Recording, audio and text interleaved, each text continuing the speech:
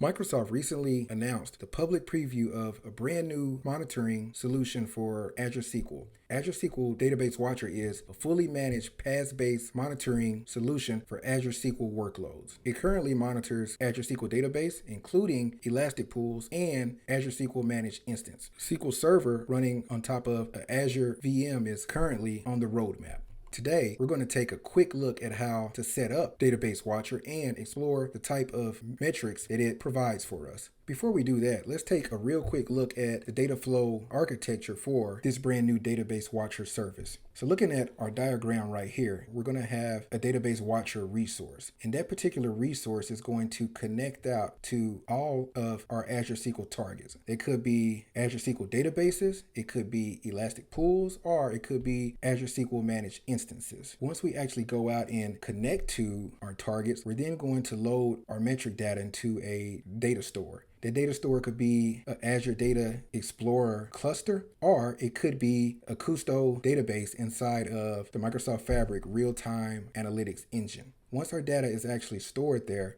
then we can actually utilize that data to create dashboards that will be available for us inside of the Azure Portal. Additionally, we could also use our own BI tools so that we could build out our own dashboards and visuals ourselves if we so choose. All right, so let's go out to the Azure Portal now and configure our very first Database Watcher resource. All right, so we are logged into the Azure Portal now, and the first thing that I want to do here is going to go to the Database Watcher service here, and then I'm going to create myself a new Database Watcher resource. So I'm just going to choose my resource group here, and then I'm going to name my DB Watcher.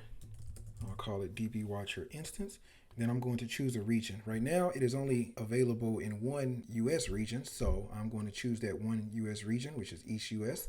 I'll go over to the next page, and it just states here that a system managed identity is required here. So this flag is already set to on, and there's no way for you to change it. Then I'll go to the next stage here, and it's asking us to create our data store. So you have two options here. You can create or use a existing Azure Data Explorer, or you can utilize the real-time analytics engine inside of Microsoft Fabric. So for me, I'm going to go with Microsoft Fabric. So real quick, I'm going to jump over to Microsoft Fabric, and I need to create me a resource over here. So I am just going to come down here to the real-time analytics experience here, and then I'm going to create myself a new workspace, and I'm just going to call my workspace DB Watcher Workspace. And I'm going to create that. And now within my workspace, I'm going to create myself a new event house. And I'll just call this new event house DB Watcher, and I'll go ahead and create that. All right, so now we have our new database here that we're going to use as our data store. So I'll come back over here really quick to the Azure Portal, and now I'm going to select my data store. Then I'm going to choose my real-time analytics inside of Microsoft Fabric. I'm going to choose my DB Watcher database that we just created, and everything's good there. So I'll go to the next section, SQL targets. For right now, I'm going to leave this part blank, and then I will add this in once my instance is created. So I'll just go ahead and go to the Review and Create tab, let my validation processes run, and then if everything is good here, I will go ahead and create my new Database Watcher resource. All right, so now what I need to do is I need to add in my SQL target, and I'm going to need to grant my Database Watcher resource access to both my SQL target and my data store. So really quick, I'm just going to go into my SQL target here, and then the script that I need to run on my database is going to be accessible for me using this link right here. So I'll click this, and it's going to bring up the script for me, and then I'll come down here to SQL Server Management Studio, and I have a connection open right here to my database. So I'll just open up a new query window, and I'm going to paste my script right here and then execute that. And that's all we should need to do from the SQL side of things. Now, if I come back over here, let me close this window, then I'll go ahead and add in my database now. So I'm going to choose my resource type right here, which is going to be Azure SQL Database. I'll choose my subscription. I'm going to choose my logical SQL server. and then I'm going to choose my database, which is going to be perf. And I'll go ahead and add in this resource here. And now the next thing I need to do is I need to ensure that my data store right here, I need to grant the proper access to that. So I'm going to jump back over here really quick to Fabric. And then from my DB Watcher database right here, I'm going to click on the Explore Your Data button. I'm just going to get rid of all of this. And then if we go out here to the documentation, they provide us with the script that we need to execute to grant the proper permissions here. And you can see right now from the screen what that particular script looks like. So I'll just go ahead and I will copy that script and I will paste it here. And then I will go ahead and modify things according to my needs. So my ADX database name is going to be DB Watcher. And then the admins for it, I need to replace this with my Database Watcher object ID. So this is why they have to ensure that system managed identities is enabled and can't be turned off, because that's what we're going to utilize to actually grant access to our Custo database. So let me come back over here really quick and I'll come back up to the overview tab. Actually, let me come down to the identity section here. And here's my object ID for my Database Watcher. So I will grab that. And then I'm just going to replace everything after this Azure AD app equals all the way up to our semicolon. And I'll paste that here. And then the next thing that it's looking for is our tenant primary domain name. So to get that, you can actually go out to the Azure Portal. You can go into Microsoft Entra, and then from the overview page there, you should see either your tenant primary name or a GUID there. Either one of those will work for this particular use case. So I will go ahead and just use my GUID, and everything looks good now. So I will go ahead and run this statement, and everything ran with no issues at all. And we see our output down here. So now we are ready to come back over to our Azure portal. And now from the overview tab right here, I'm going to go ahead and start my Database Watcher. And then once this is up and running now, I can come down here to my monitoring section and click on dashboards. And we can see now that we have one Azure SQL database that is being monitored now. So I am just going to let this run for a little bit so that we can collect some metrics here. And then once that is done, I'll come back and then we can go out and explore some of these different metrics. My Database Watcher has been running for a little while now, so let's go out and take a look at some of the different dashboards and see what type of metrics we're getting back from this new monitoring solution. So I'll come down here to the monitoring section and I'll click on dashboards. And from here, we can see that I currently have one Azure SQL database that is being monitored. So I'll click into this and we're brought into this main overview page right here where we can kind of navigate through some of the different metrics that we're getting back here. So in this top section here, we can kind of see our data store here, and it gives you a link here to where we are actually writing our metric data to. And then under that, we have our overview section here, which is just going to give us a real quick overview about our Watcher service. One of the main things to kind of note from this particular section here is this little link right here for ingestion statistics. So let's click on that. And from here, we can get some good metrics about the latency details of our metrics as they flow from Azure SQL Database into our Custo database.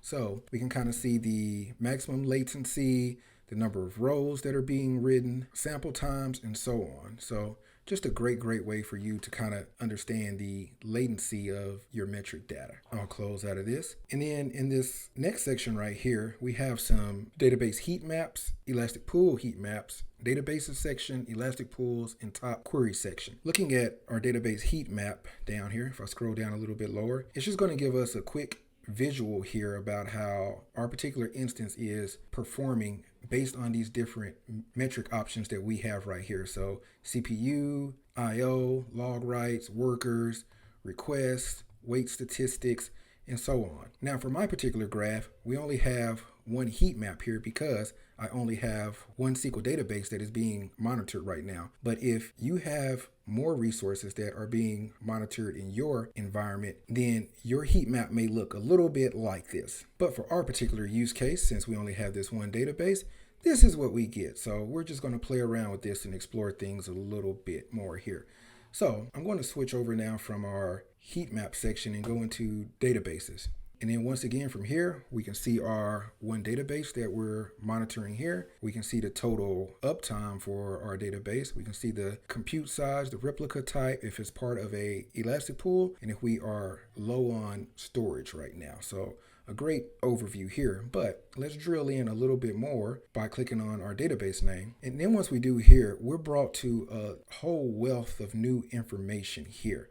So once again, we have kind of this top ribbon section here where we can kind of navigate between the different categories here. So we're starting out in the performance section here, and we can see from here that we get some beautiful, beautiful graphs here that gives us some metrics here about our CPU usage, our log write percentage, worker percentage, instant CPU, IO, and so on. We can scroll down a little bit more. We get some metrics here about our requests that we're doing per second, requests based on the duration of those. We scroll down a little bit more. We come to a section here that's all about wait type. We can scroll through our timeline here and we can see some of our different wait types that have been occurring on our database system. We can look at the average wait times, average signal waits, and any waiting tasks that may be ongoing. We'll scroll down a little bit more and then we come to another section here for common performance counters. We'll expand this section. And now we're getting some details here about user errors, table lock escalations, any type of deadlocks that may have taken place, blocked processes, SQL compilations, recomps. We can see our logins, logouts, full scans that are taking place, page splits that may have taken place. We see some good metrics here for when we have to create temp tables and so on. Then we have a section here dedicated to memories. We get some good visuals here for information regarding our memory clerks, details here for memory grants, cache hit ratios, page life expectancy, buffer manager statistics, and then lastly we have the section here for transactions and replicas. So here we can see the total number of transactions that we're doing here per second.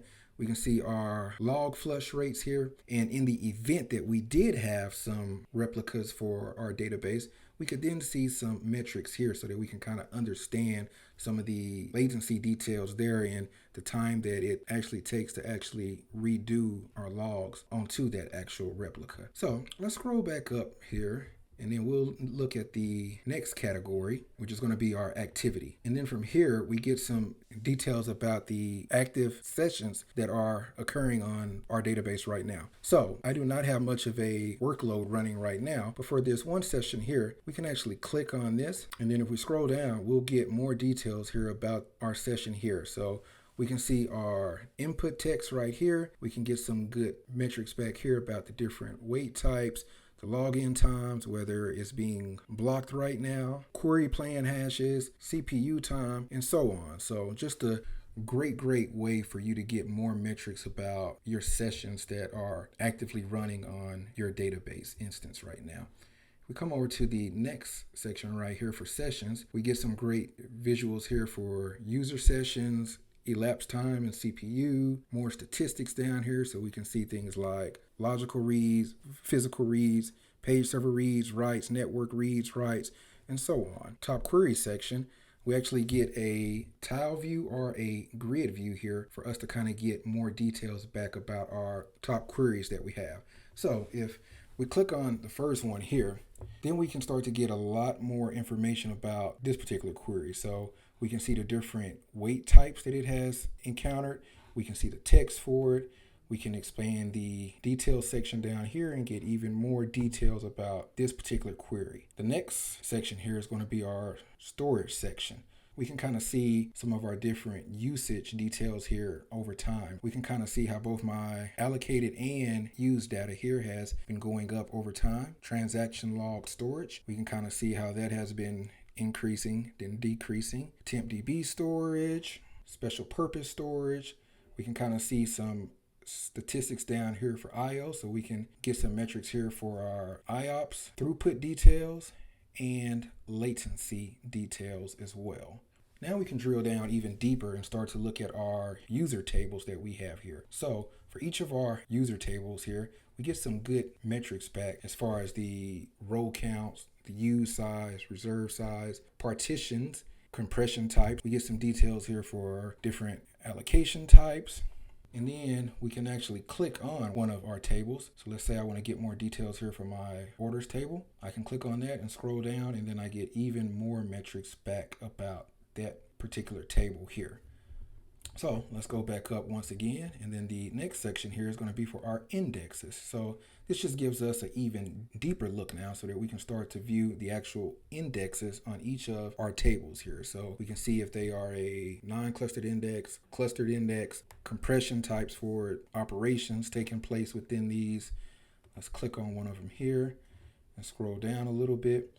And then we get even more details back here about our index. So ID, row locks, page locks allowed, field factors, and so on. So more great in-depth insights here that we're getting back about our indexes. Connectivity here, this view here is just going to give me a good visual view of any type of unsuccessful logins that we may have here. And then geo replicas. So if we were using replicas, then once again, we'll get some details here about those replication rates, replication queues, and replication lag. Our backup statistics. So we can see that I have taken 6 log backups so far, and they are occurring every 10 minutes roughly. And if I expand my backup operation section here, we can get more details here about each of those individual log backups. And we can see that on average, each one takes less than 10 seconds to be completed. And then the last section here is properties section. So this is just going to give you some more details about your Azure SQL database. So creation time, build time, start time, max DOP. If it's encrypted right now, change that capture feature being turned on, auto shrink being turned on, create stats turned on, compatibility levels, and so on. So just another great way for you to get more insights about your database and the current configurations that you have in place on that particular database. So as you can see here, the Database Watcher tool is a great new option that we have now to allow you to get great insights and metrics about your Azure SQL databases, Azure SQL Managed Instances, Elastic pools, and eventually the SQL Server machines that runs on an Azure VM. Now, what you may be thinking right now is, hey, this service looks absolutely great, but what is this going to cost me? Well, let's go out and take a look at the cost for this. Remember earlier, we took a look at kind of the data flow architecture, and we kind of talked about how we have the Watcher resource, the target resource, and the data store. So the great thing about this is that there is absolutely no cost for your database watchers, and there is no cost for your database dashboards that you're going to get back. So really the main cost that you're going to get with this is just a cost for either your Azure Data Explorer cluster, or if you are utilizing Microsoft Fabric like we did in this tutorial here, everything is going to be included as a part of your consumption model. So there won't be any kind of additional cost for you to actually write your metric data into your real-time analytics Custo database. So this is really a great new option now that we have in place for you to monitor your workloads. So what do you all think about this new tool? Do you plan to actually utilize this? So let me know in the comment section what you guys think about this new monitoring solution. And if there is anything else that you guys would like to see me demo, just let me know. Until next time, guys, peace.